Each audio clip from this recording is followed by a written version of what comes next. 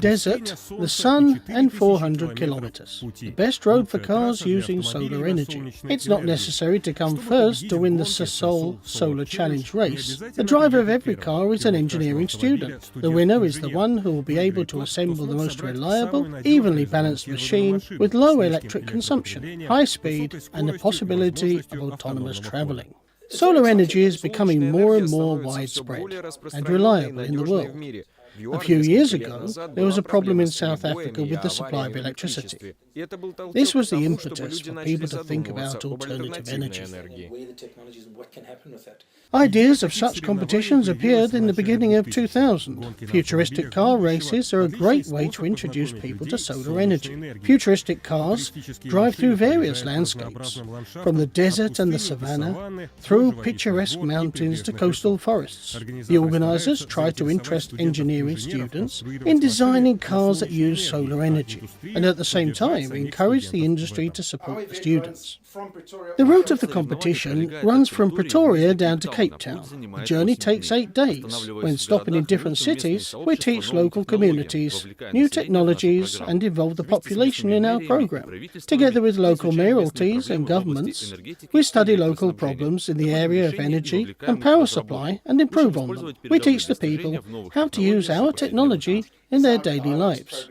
Solar energy races attract more and more participants, and as a result, the interest in alternative energy is growing. Proposals for the creation of a green transport infrastructure, electric vehicles, cars that use gas or solar panels arise more and more often. We've seen people who once started with participation in our competition, and now they're building towers with solar panels.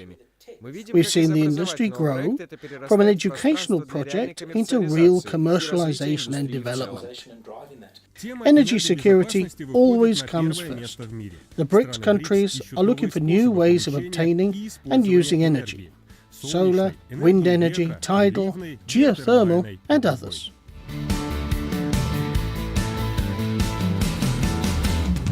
The problem of energy security has always been relevant, because the economy and mankind depend on energy. This is the main source of economic development and affects everybody's daily life. Free access to energy at an affordable price is very important for economic growth. That's why one of the first projects, the development of alternative energy sources, was funded by New Development Bank, which was created by the members of BRICS. We're talking about the construction of facilities associated with the generation of electricity, based on the use of solar energy and wind. Generally, these applications are used in India, China, and South Africa to solve such problems. Hydro energy produces more than half of the renewable energy in the world, and the first project in Russia, which was funded by New Development Bank, is the construction of a hydroelectric power station. 2 new biohydrogen stations will be operating on the Kem River in Karelia in 2019. This project was developed back in the Soviet times, and the total capacity of this station was planned at 130 megawatts. But after we started the project, we realized that if the station was built for such capacity, we would flood quite a large area, including the village of Pandazero, an important historical region in the Republic of Karelia. Therefore, it was decided to reduce the power of the station, and the flooded areas eventually decreased by a factor of 15.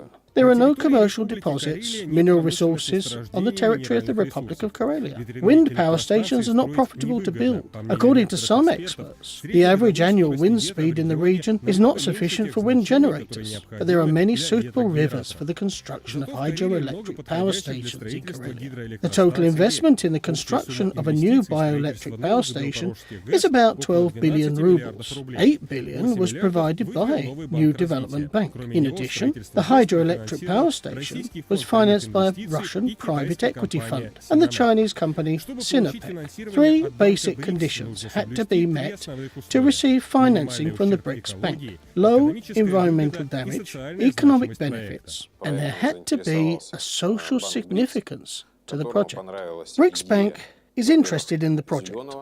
They like the idea of the first green project, a project on hydropower and green technologies.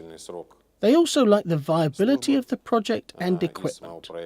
Plus, Karelia is an energy-deficient region, and this project will reduce this energy deficit. A dam is 1.2 kilometers long and 25 meters high. A new station is being built between two other operating stations along the River Cam. Turbines, hydroelectric units, and 70% of the equipment at the new HPS will be produced in Russia. The capacity of the HPS will reach almost 50 megawatts. The energy they generate will be enough to reduce the energy deficit in the Republic of Karelia by 10%. First of all, it's important for us to fund and make sure that the projects lead to economic integration and that they raise the standard of living in our countries and regions.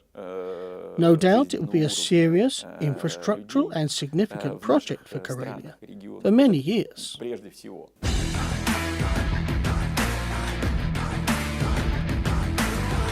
Nowadays, members of BRICS take the world in the use of renewable energy. The leader is China. Power stations producing tens of kilowatts of solar and wind power are built every year in this country. There have been 13 five-year plans in China, and during this period, the goal was to provide 105 gigawatts of solar energy by 2020. Today, this goal has been revised, and it's likely that 230 gigawatts will be reached, which is more than double the target. This year, China has built the largest solar power station on water, with a capacity of 40 megawatts. It was built on the site of abandoned mines flooded by rain. Due to high mineralization, water is not safe to drink. The architects of the station solved several problems at once. The water serves as a cooler. The station doesn't occupy expensive land, and in addition, such stations slow the evaporation of water, which scientists consider a good thing for the environment. According to forecasts, by the amount of rent electricity received from renewable resources, China will outstrip the European Union, the United States and Japan by 2035. There are ambitious plans for the development of solar energy in all BRICS countries. In accordance with the Narendra Modi plan, 175 gigawatts of renewable energy capacity should be generated in India, including 100 gigawatts of solar photovoltaic power and 60 gigawatts of wind power by 2022. These BRICS countries are, in fact, the countries where renewable energy develops most dynamically.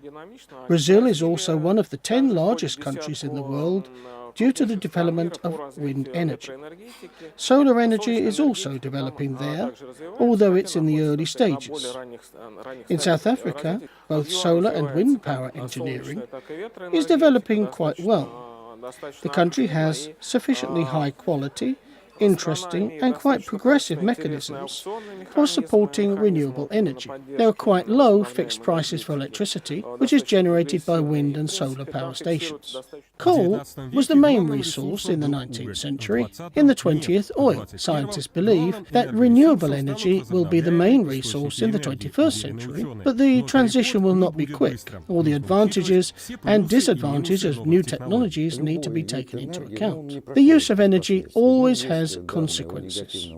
There is data on the negative impact of powerful windmills. There is evidence that the use of solar panels associated with production are far from being safe for the environment, based on the harmful use of components, which sooner or later have to be disposed of. Oil-producing countries are interested in high prices for resources, and those countries whose economy depends on imports of oil, coal and gas develop energy-saving technologies. According to experts, these countries will have to adapt to the changes soon. I predict that there will be two parallel trends. On the one hand, investments in traditional oil and gas production will be reduced, albeit not significantly, but at the same time, some efforts will be made to increase its efficiency. So it seems to me that there will be an additional, stimulating, positive effect on green energy, which encourages oil and coal suppliers to reduce the cost of optimization and the negative impact on the environment. Nowadays, more than 40% of the world's energy is derived from coal, 16% of oil, 22% of gas, 11% of nuclear power, and 10% of renewable energy. Japan, after the accident at Fukushima, supplemented their supply with Australian coal. The question is how to burn it or how to get motor fuel from coal. Experts, quoting the example from South Africa, believe that coal generation still doesn't use all of its potential. It all depends on processing. Sanctions against South Africa were introduced in the days of apartheid, including an embargo on the supply of oil products. Therefore, the situation in South Africa itself forced them to seek alternative sources of energy, and they returned to the well-known method of obtaining fuel from coal based on the principles of Fischer-Tropsch, which Germany used during the Second World War, when the country didn't have enough hydrocarbon. BRICS countries, in the development of their energy security programs, can use the experience of European countries, such as Denmark. Denmark still does not import oil or gas, but uses hydrocarbons, which are extracted from the shelf in the North Sea. Several years ago, it was predicted that the oil supplies on the shelf for this country would last until 2018. Scientists then began to introduce new technologies of exploration and production, and introduced a program for a more rational use of energy resources. Another example of efficiency is in Norway. Norway was not the richest country in Europe. They discovered oil and gas on their continental shelf in the 60s. The long-term policy of the government has led to the development of the oil and gas sector, which is now a secondary sector, constitutes a significant share of gross domestic product. This was the impetus for the development of the most powerful technological scientific sector. The technologies that Norway uses on the continental shelf, including the Arctic, can be compared with space technologies.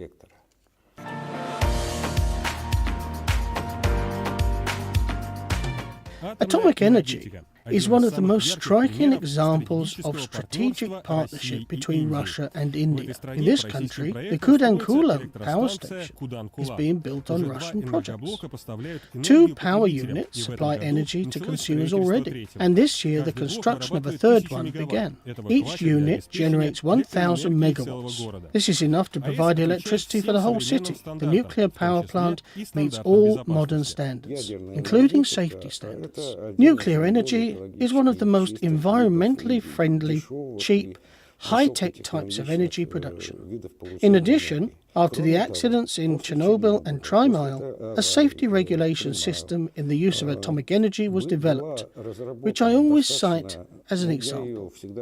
BRICS countries are actively developing energy-saving and green technologies, reducing carbon dioxide emissions to the atmosphere, and working to reduce dependency on raw energy resources, such as oil, coal, and natural gas. Brazil, Russia, India, China, and South Africa, working together, will be able to ensure the energy security of their countries. Nowadays, we have the means and the technology to secure a better future.